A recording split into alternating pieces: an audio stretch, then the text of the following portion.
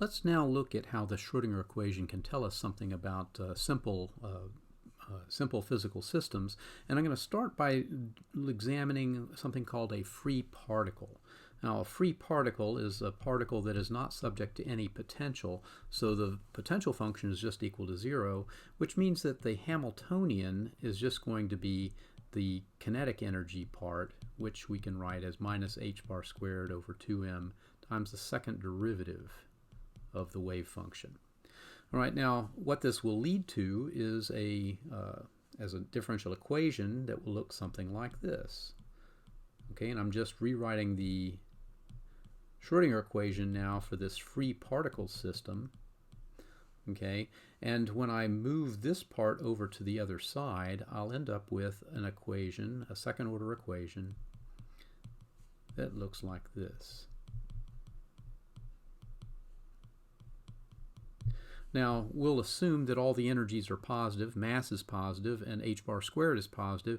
So in fact, this is a negative number. And if we remember our parameter alpha when it was negative, this led to oscillating solutions for the classical wave equation. And that's going to be true for this as well. In fact, we can directly write down these oscillating equations. Remember, when we let alpha equal to minus k squared, this led to solutions that would look something like this. We would have c1 e to the I kx plus c2 e to the minus I kx. And so that's exactly what we have here. But now what we have is k is equal to the square root of alpha, or square root of minus alpha. So we'll have the square root of minus alpha is just going to be the square root of 2me over h bar squared.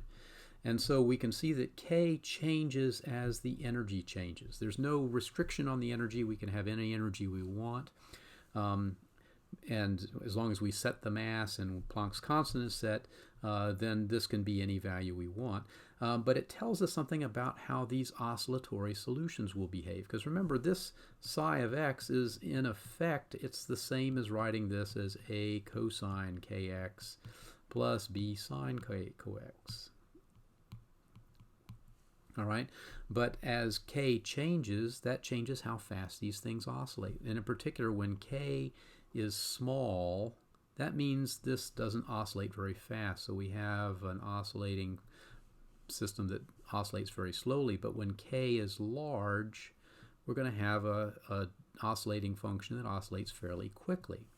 So this tells us that these solutions for the Schrödinger equation are going to have different behavior depending upon their energy. So if I were to draw a graph of this, and we'll try to draw it as neatly as we can, okay, where x is our coordinate, and then we'll let energy be the vertical coordinate here, and I'm just going to superimpose on this energy coordinate what the wave functions would look like. So at low energies, I'm going to have wave functions that oscillate very slowly. As I increase the energy, they'll oscillate a little faster, and at really high energies, they'll oscillate much faster. So you can see as we've increased the energy moving up, we've caused the wave function to oscillate faster and faster. So as a function of energy, we can see that there is a real change. Now, what if we were to, instead of having v equal to 0, what if we were to set v equal to some constant? Okay, would that change anything here? Well, in fact, all it would do is shift all of these curves up, because if this is my graph and I'm going to set v constant here, this is v0, all that means is that now my k is going to be equal to 2m e minus v0 over h bar squared. So it's just shifting this value by v0 upward. So now my gently oscillating function will be up here, and the next one will be even higher, and I can't even draw the next one because I don't have enough room. But you get the idea that shifting this up doesn't make a big difference. It just shifts all the things up to higher energy. But there are other things that we can do, and that's, I think, leads to some instructive examples. And I want to use a new page to do this because there are several examples to look at. All right, so if I want to look at other kinds of things, for example, I may want to look at a system that I would call a potential step. Now, what does this mean? Okay, a potential step is one where v of x is equal to 0 when x is less than some value, and it's equal to some constant value when x is greater than that value. So if I were to draw that potential, it would look something like this, and I'll make a big graph here. Okay, so here is x0, and here is v0. So this is what the potential would look like. And again, E is on the vertical axis. So what would my solutions look like? Well, if I'm up here, okay, remember in this region, there is no potential. So there's a lot of energy between here and here. So this will oscillate fairly quickly. But then when it gets to this point, now it has this step here. So now it's now subject to E minus V0. So now it's going to oscillate more slowly. All right, so you can see qualitatively the solution over here is different from the solution over here. And that would be echoed at all energy. So up here is even faster. Up here is faster than this, but slower than this. All right, so you can see the effect of a step is to give rise to qualitatively different types of wave functions depending upon which side of this you are. Now, what if we were to do something a little bit different and look at solutions that were below V0? In other words, what if we were to look at solutions that are down in this region of energy? Okay, well, sure enough, they're going to oscillate up to this point. Okay, but what happens when they hit this barrier?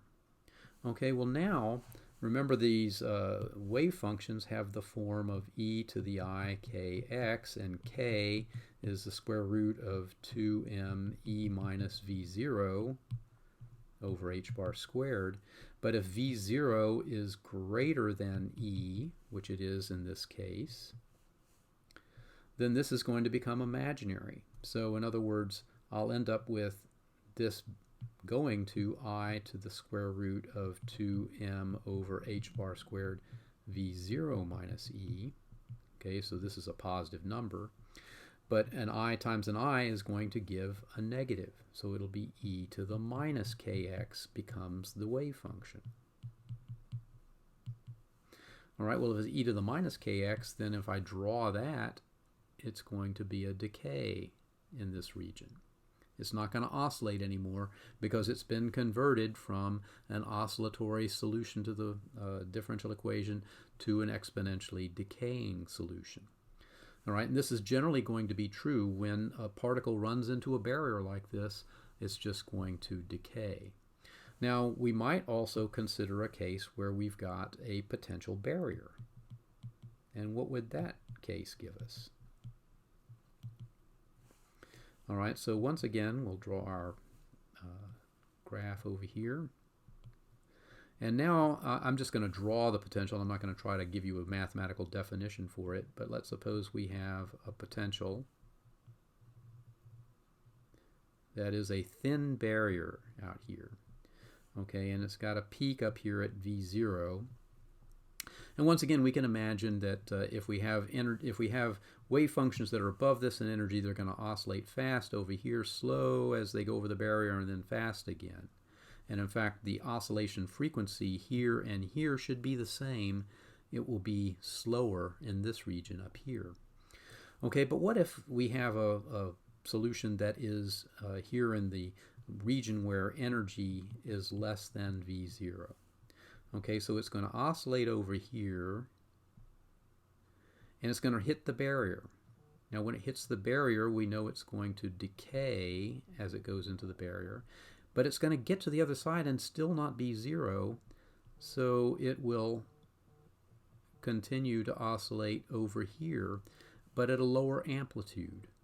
So in effect, what has happened is that as the wave function has hit the barrier, this exponential decay reduces its amplitude, but it doesn't stop it altogether, and it actually emerges on the other side. Well, it turns out that this is a well-known phenomenon of wave mechanics, and it represents tunneling through a barrier. And we see this all the time in atomic and molecular systems, is this phenomenon of tunneling, and it only results because matter behaves like waves. So here we see a direct result of this new theory that arises from Schrödinger's wave equation that allows us to predict things about matter that we would ordinarily not expect to happen at all in a classical world. So this gives you, I hope, some feel for what Schrödinger equation means and how we can look at solutions for very simple kinds of systems like this. But we're going to start looking at more detailed model systems in the coming lessons.